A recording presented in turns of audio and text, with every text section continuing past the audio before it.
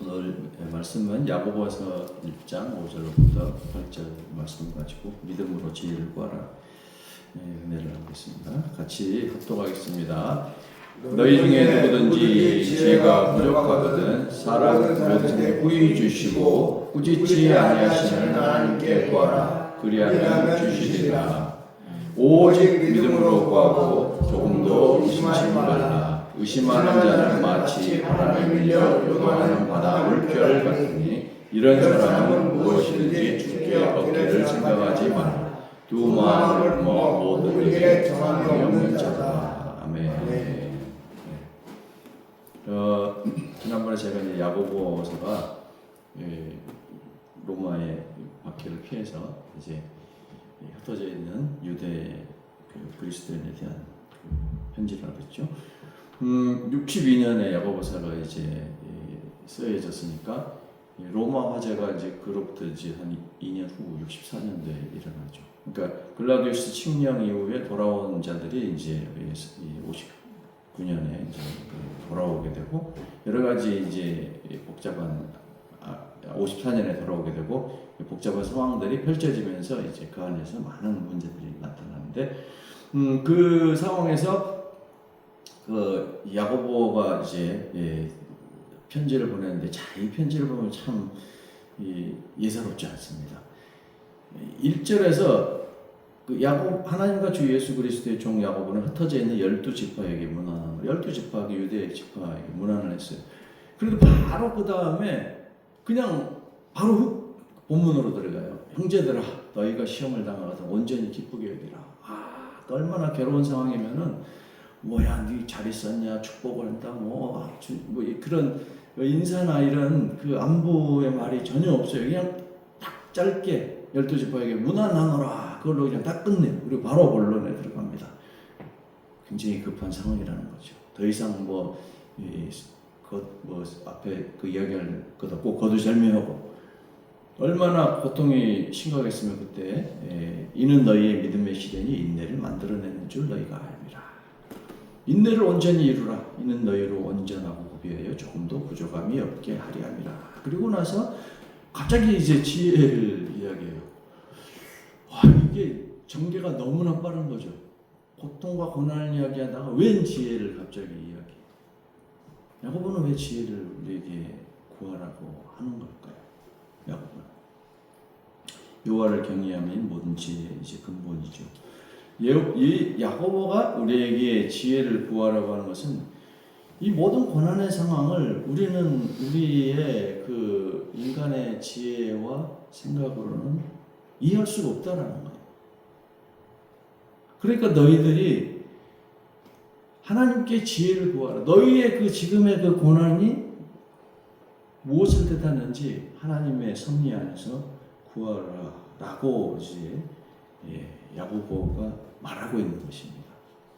우리가 지혜를 구할 때 하나님 내가 이번 내일 수능인데 시험 잘 보게 해주세요. 지혜롭게 해서 그것만이 지혜가 아니고 그런 지식적인 지혜가 아니고 이 하나님 영이신 하나님이 주시는 그 놀라운 우리 삶의 지혜가 있어요. 예를 들어서 우리는 요즘 정말 놀랍고 어찌 보면 두려운 시대를 살고 있죠. 인공지능이라고 하는. 인공지능에 대해서 최근에 흥미로운 책이 이제 나와서 그 책을 저한테 선물로 이렇게 하나 어떤 분이 보내주셨어요. 이분 제가 이제 참 평소에 좋아하고 존경하는 아주 훌륭한 분이세요. 신학자이자 철학자이고 또 원래 이 생화학을 하셨던가 아주 그 과학자이고 하여튼 뭐 아주 독일의 튜빙겐 대학에 유학 가서 이제 신학 박사 옛날에 아마 수능 학생들이 이 유명한 그 철학 서적 철학 통조림이라는 책이 있어요.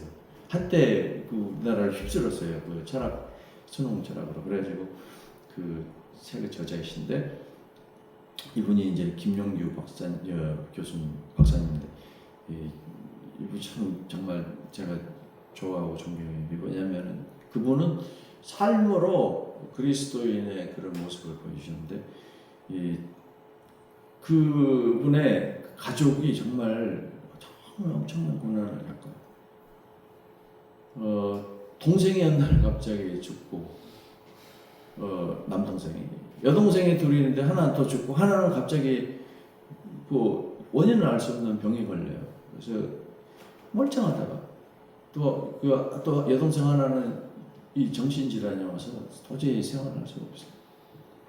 그 여동생 중에 한 명을 저희 병원에서 한 1년 정도를 이제 입원했던 그런 적이 있는데, 그 모든 상황들을 혼자서 묵묵히 감당하고 있는 거예요.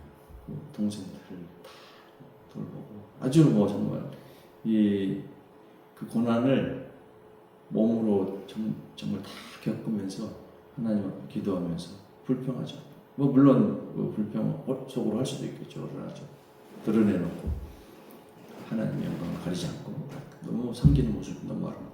근데 그분이 보내준 책이 최근에 재밌는 책을 하나 여기 읽게 되는데 좀 읽어보십시오 하고 저에게 가끔가다 책을 보내주세요. 그 책의 제목이 뭐냐?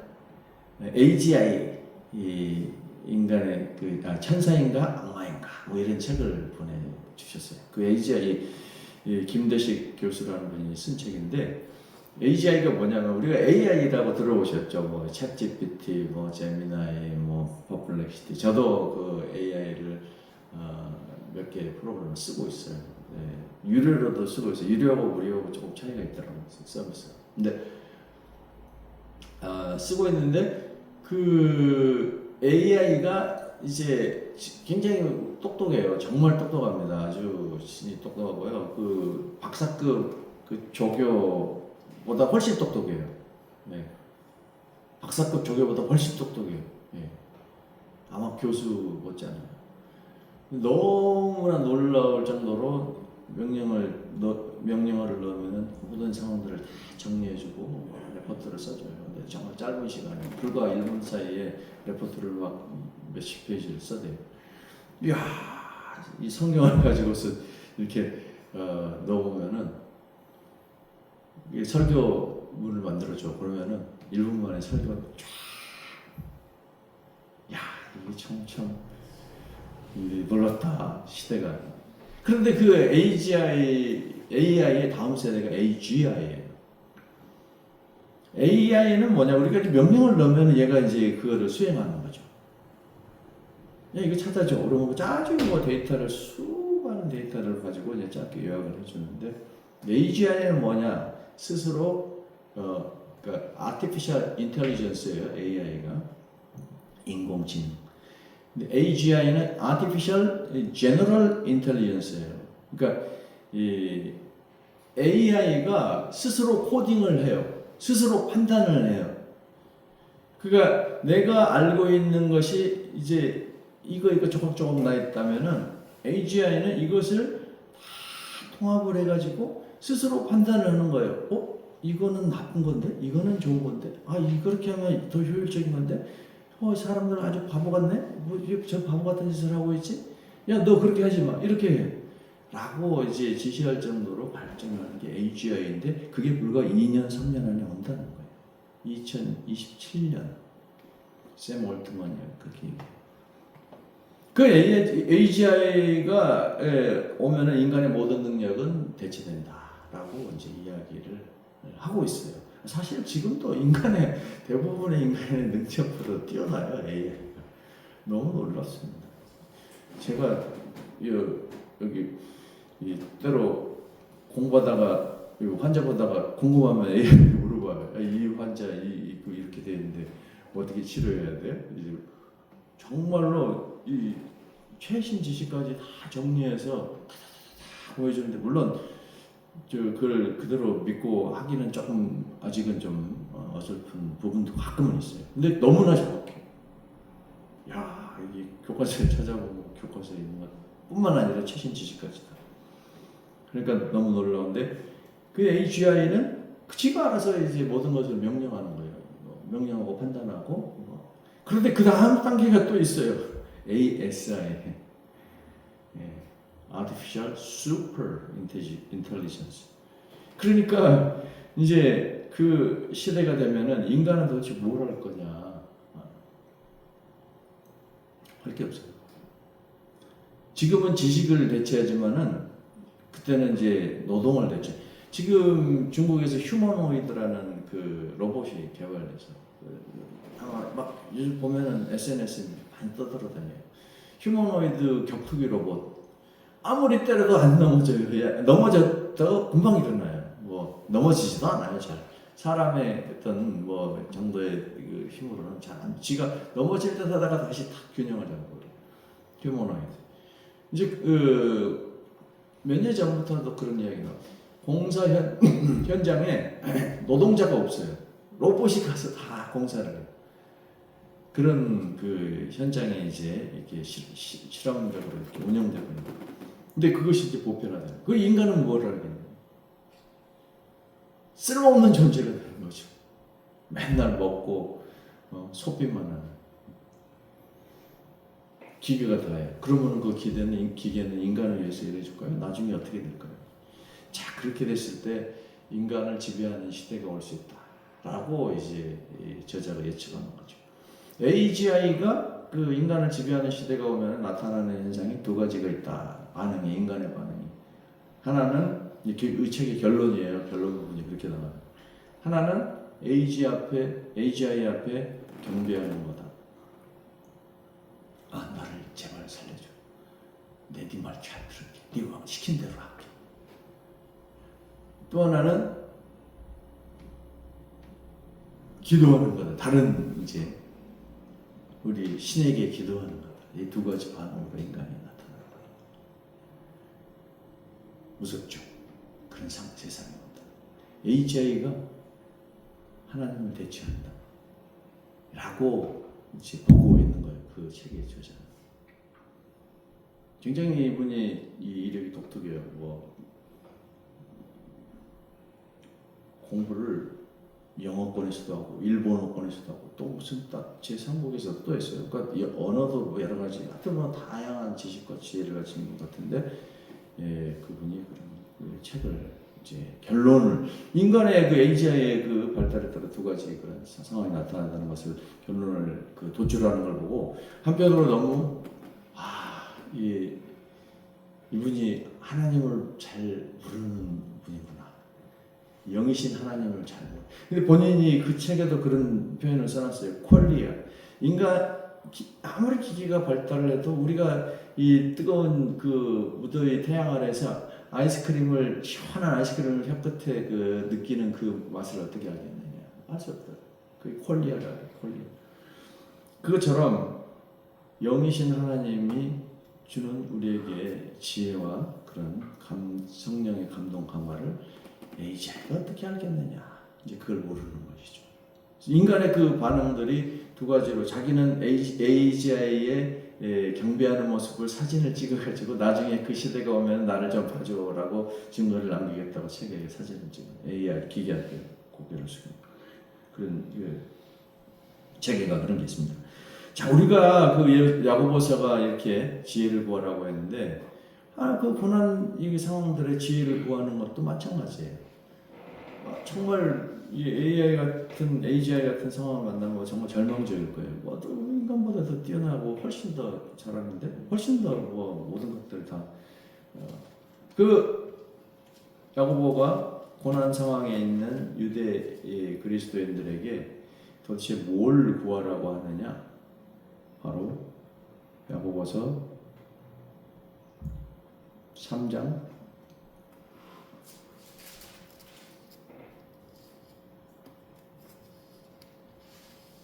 17절에 이제는 말씀이 나오죠. 야고보서. 너희 제가 읽어드리겠습니다. 오직 위로부터 난 지혜는 첫째 성결하고 다음에 화평하고 관용하고 양순하며 긍휼과 선한 열매가 가득하고 편견과 거짓이 없나니 화평하게 하는 자들은 화평으로 심어 의의 열매를 거두느니라.